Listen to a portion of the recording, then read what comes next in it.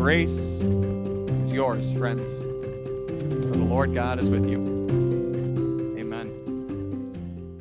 As Pastor Borman Sr., Pastor Jim Borman, worked with the group here, worked with you all to start making these plans for this whole project and everything that we're talking about doing here, he wrote these words in your initial request for this status, for a loan, for restart, for subsidy. He wrote these words as you all got started. The work we'll do with these funds will be a testimony to the community that we love our church and we're here to stay. We do love our church and we are here to stay.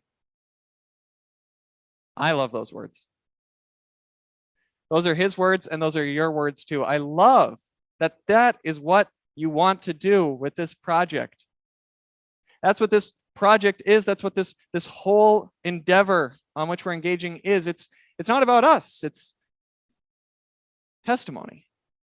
Right? Like he said, like you all said, it's not about us. It's about the thousands, tens of thousands, the hundreds of thousands of people within driving distance of our church who don't know Jesus as their Savior. That's who this project is about. That's who you all had in mind as you started making these plans, wanting to reach out to the gospel with them. I know you're excited about it, so am I.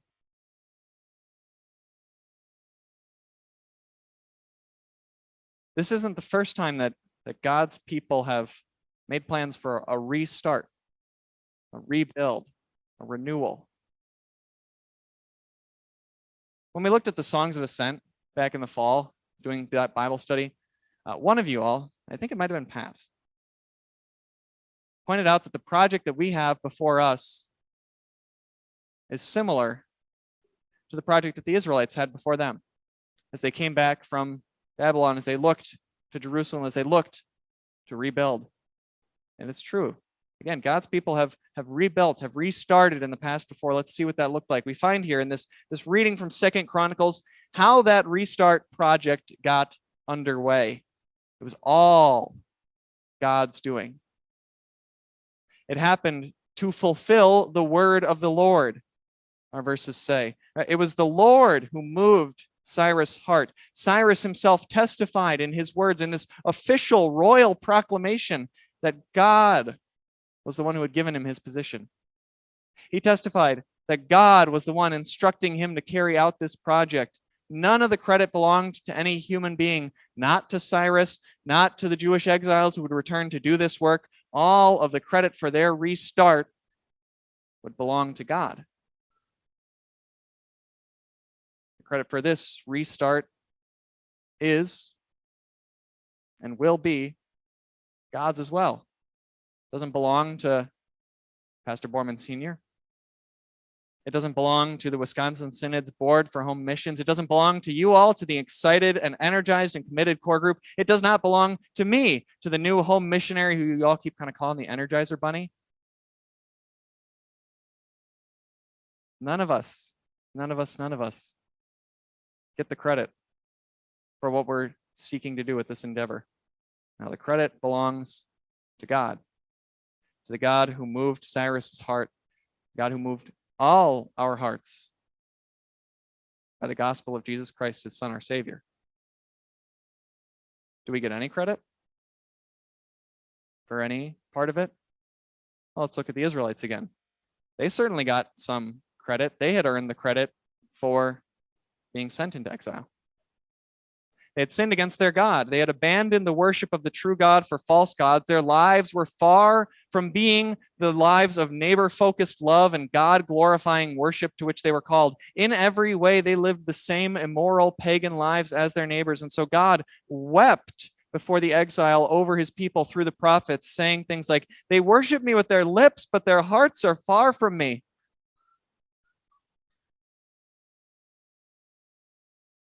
Do we deserve the same credit?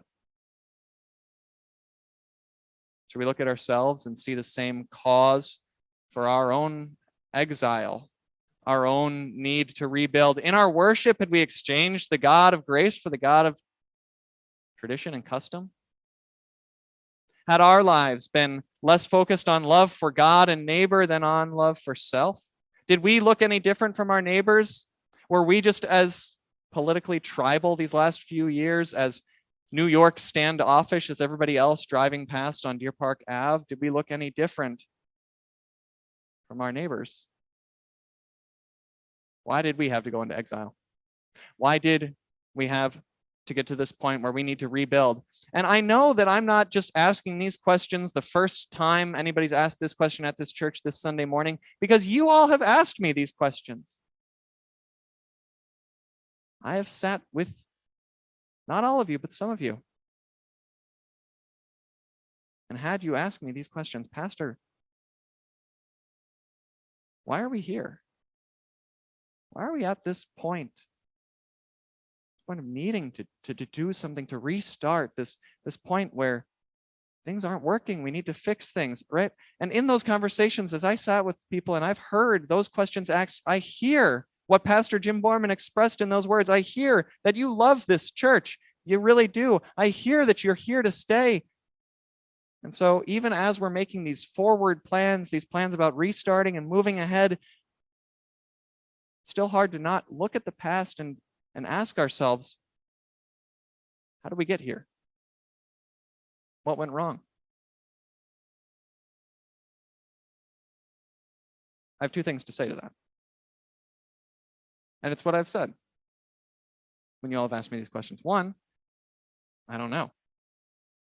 I really can't answer a question like that.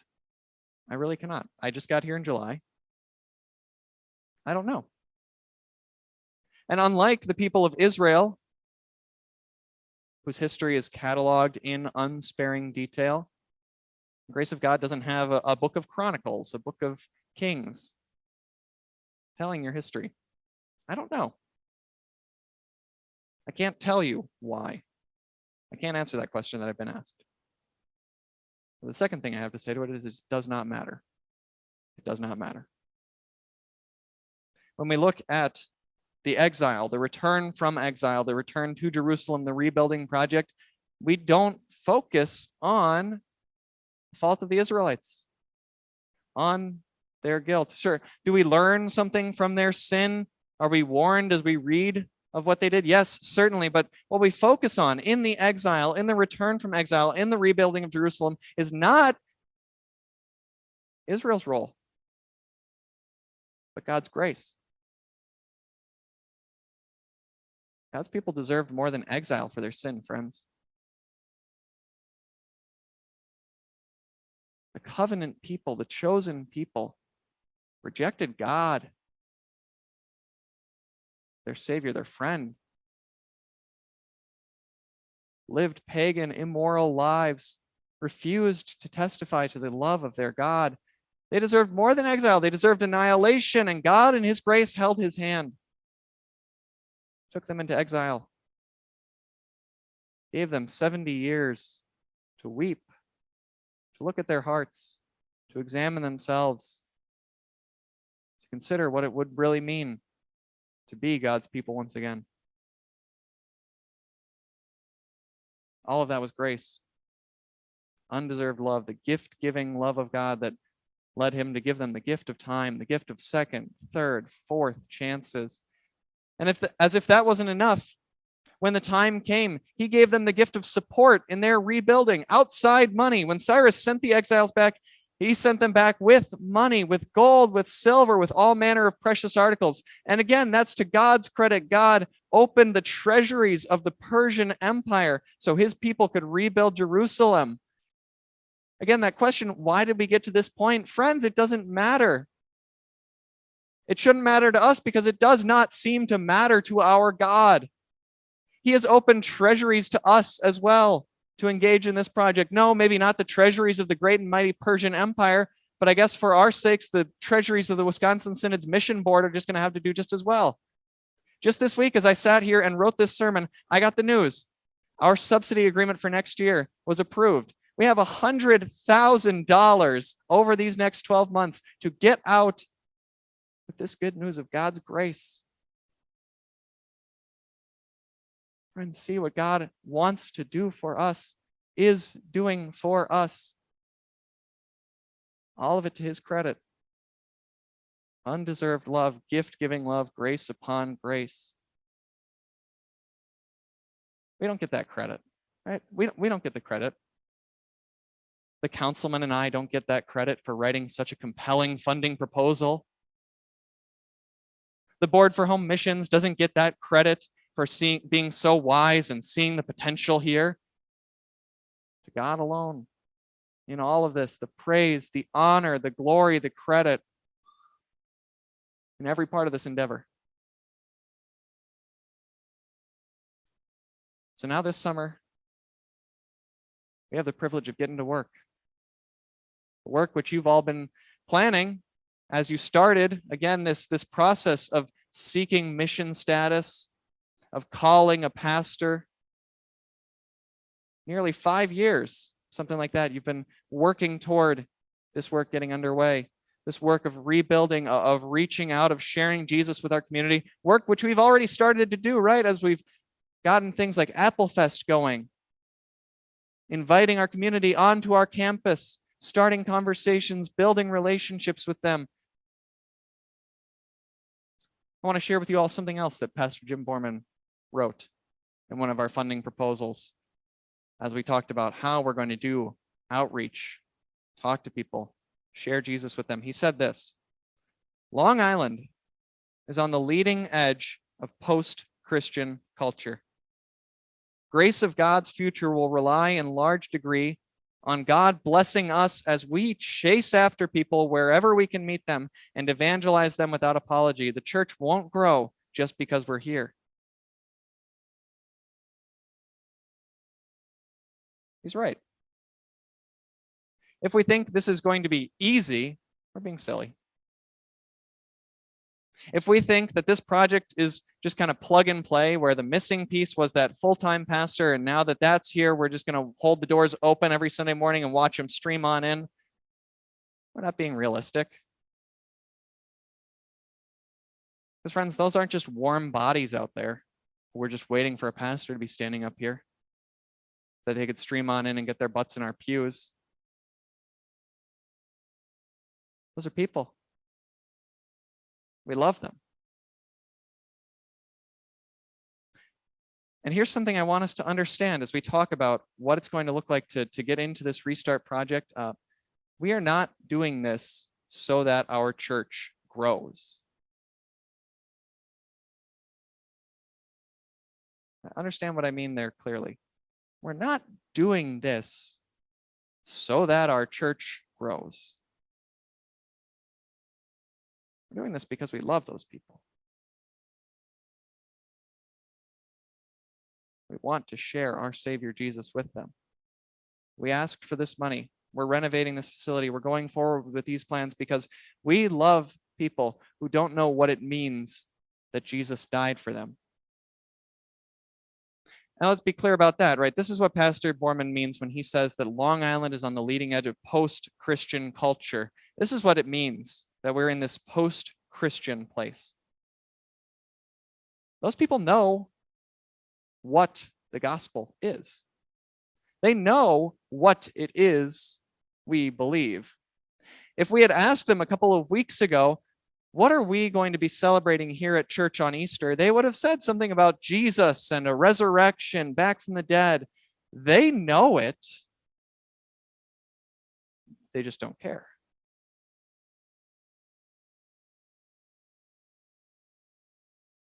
There are more important things to them than coming here to hear that good news on a Sunday morning.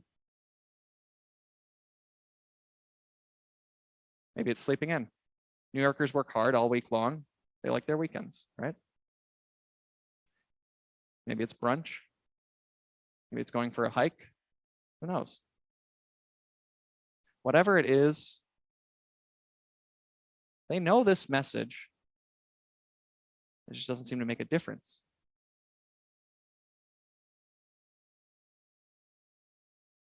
And we can have the primest of locations, which we do. We can have a beautiful, renovated, updated facility, which we will. But if those people think that they need the gospel like they need a hole in the head. And the primest of locations with the most beautiful of buildings isn't going to do squat.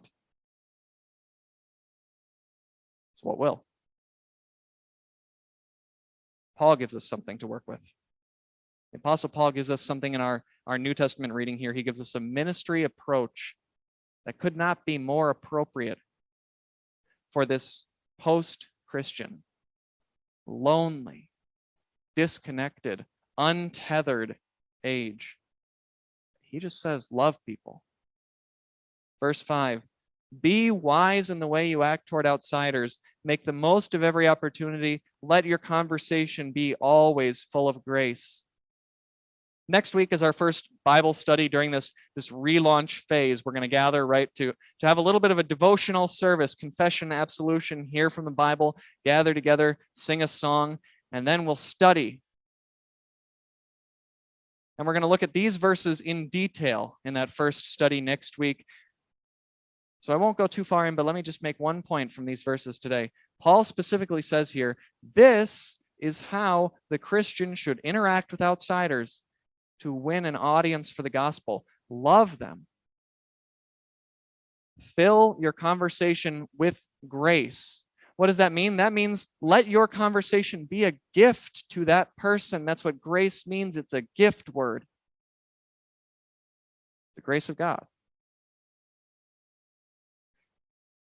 Give that person what they need. Comfort the person who needs comforting. Listen to the person who just needs you to listen, right? That's what it ultimately, above all else, means to let your conversation be full of grace. Listen to that person. Figure out what it is that they need.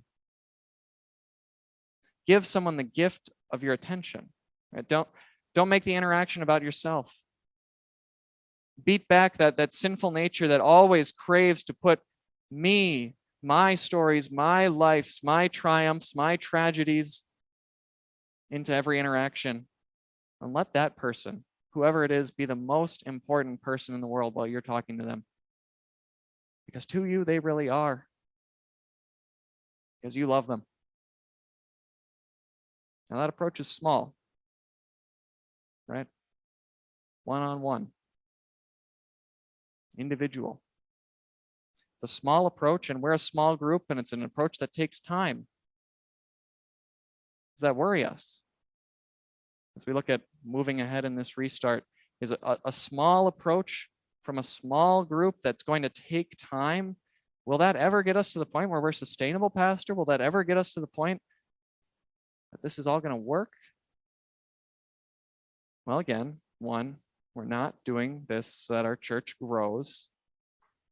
And two, it's not our job to worry about how small the effort is we're bringing to the table. We look at those tens of thousands, hundreds of thousands of people out there, people that we love, people who don't know their Savior. We wonder how this small approach, this small effort is ever going to make any difference. And you know what? Jesus, who stands with us, smiles, chuckles, because he's been here before. Standing on a hilltop with 12 disciples who looked at the small amount that they had to offer and looked out at the crowd of thousands of people and said, how is this going to make any kind of difference? It wasn't about them. It wasn't about what they were bringing to the table. It was about the Savior God who was standing with them, inviting them into the work. You go and give them something to eat, he said to them, and he knew that he would be the one doing the work. The God who was standing there with the disciples, the same God who is here with us, is the same God who was there with the exiles as they returned to Babylon, from Babylon to Jerusalem. Right? The God who fed that crowd was the God who gave his people the strength, the ability, the resources that they needed to rebuild their city. That God is our Savior, Jesus. Our God is with us. Let's go. Amen.